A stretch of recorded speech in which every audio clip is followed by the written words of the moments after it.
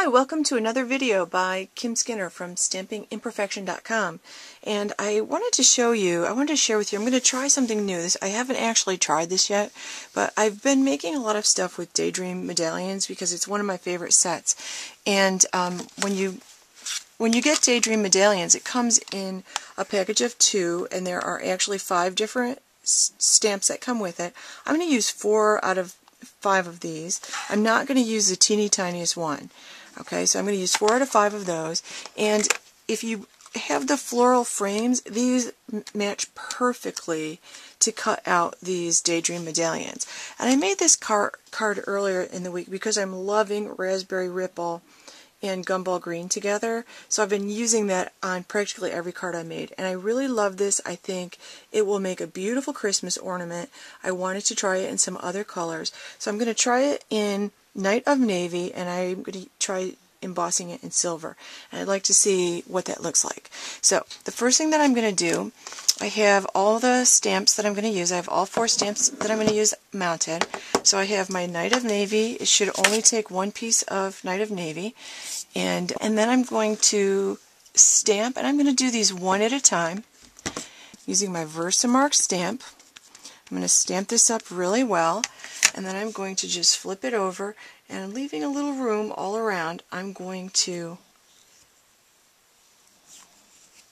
just stamp that on my Night of Navy. Then I'm going to use my old trusty tray that I've had since the dawn of time, since I started rubber stamping, and I'm going to use my silver embossing powder. It's in a container because once it comes out of that little jar, it never goes back in. So I'm just going to pour this all over this, being very generous because I'm going to pour it back into this container, and I'm going to just tap it off just like that.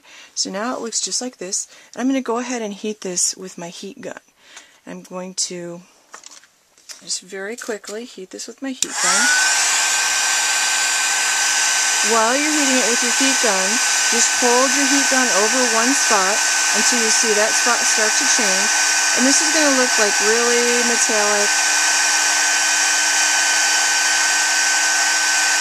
I already know that I love this. I can't believe how pretty this looks. Okay, so this is what I end up with. Now I'm going to go ahead and I'm going to do that for the other 3 stamps. Okay, so I have my parts all stamped and embossed, and I cut them apart so they fit through my Big Shot, and I tried to make sure I left plenty of room around the edges. So now I'm just going to cut them out with my Big Shot. Now, with my Big Shot, since these are framelits, I'm going to use them with both of the tabs, and just like that I'm going to put a cutting plate down, and I'll start with the largest one. Actually, I think I can cut out 2 at once here, and so I'm going to take, now with the floral frames, this outside one is really huge. It's actually too giant for this big stamp. The cutting pieces go down, just like this. And I'm just going to kind of line it up the way I like it. Center it as well as I can. And when I get it the way I like it, you've probably seen me, if you've watched any of my videos, you've seen me do this. I put a post-it note down just like that.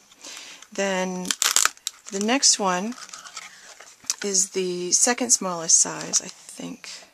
It's the second smallest size. So this one's going to go like this, and I'm going to move it around and center it so everything is the way that I want it. Put a post-it note down.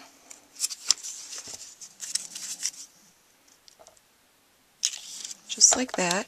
Then I'm going to put my top cutting plate down and send it through my Big Shot.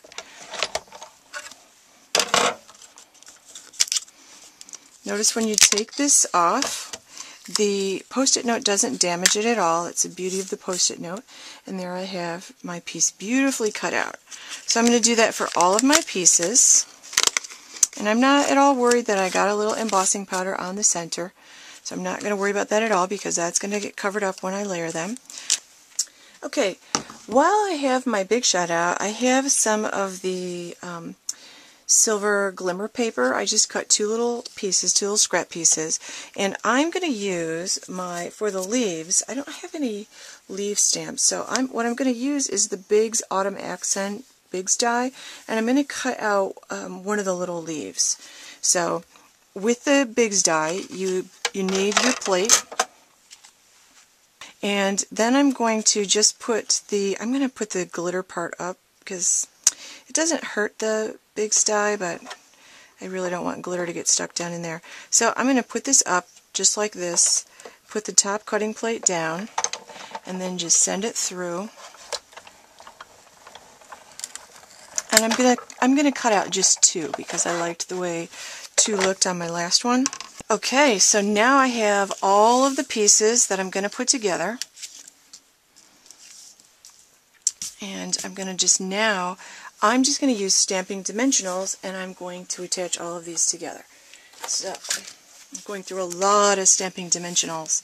As I stack them, I'm going to, when I line it up, you notice where these floral pieces have the little dip in the middle. I'm going to try to put the part that comes out. So I'm going to line it up like that and center it on top. I'm going to do the same thing for the next piece. Again, it's a dip in here, so I'm going to line it up like that, right in the center. And I'll just put one dot on the back of this.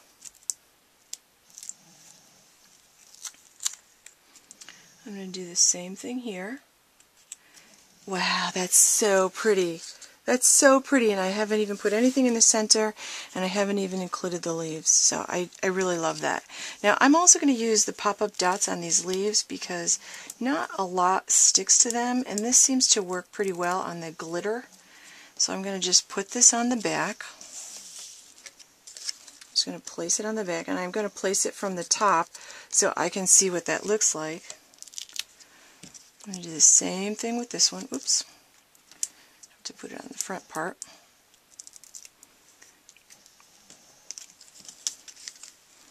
And I'll put that peeking out like that. Now I just have two more things I want to do. One of the things I want to do is I would like to put, you could put rhinestones. I really like the way the pearls looked. And I watched a video where somebody took permanent markers. Now you could use Sharpie, but I couldn't find metallic Sharpies. These are permanent markers, Art Minds permanent markers. And they just took their permanent marker and they just colored in the pearl. And do it while it's on the sheet, not on your project. And notice that this pearl is really taking this color beautifully. And it's going to give it this metallic, silver metallic look, just like that. I'm going to give that a moment to dry, and then I'm going to put those right there on the center. And while that's drying, I'm going to add just a piece of string because I want this to be an ornament. And I'm using this old trim stuff that I use to wrap gifts, and I'm just cutting a generous piece because I can always make it shorter.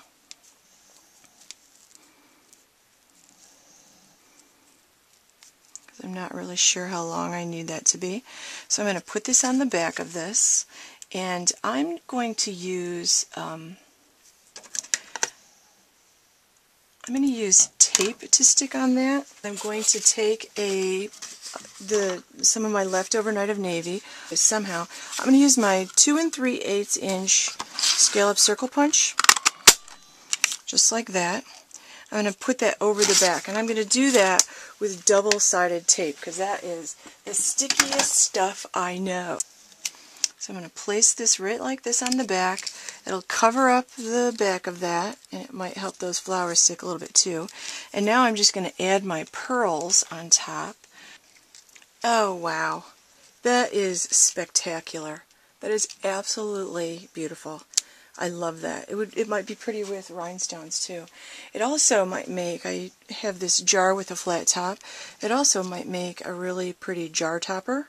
It certainly would make a beautiful bag decoration. It made a gorgeous Christmas card. So experiment with colors, experiment with embossing, because that is going to look really pretty as an ornament on the tree, or as a gift to give somebody. So if you are looking for more inspirational ideas, please check out my blog at stampingimperfection.com. If you haven't signed up for my mailing list, sign up for my mailing list.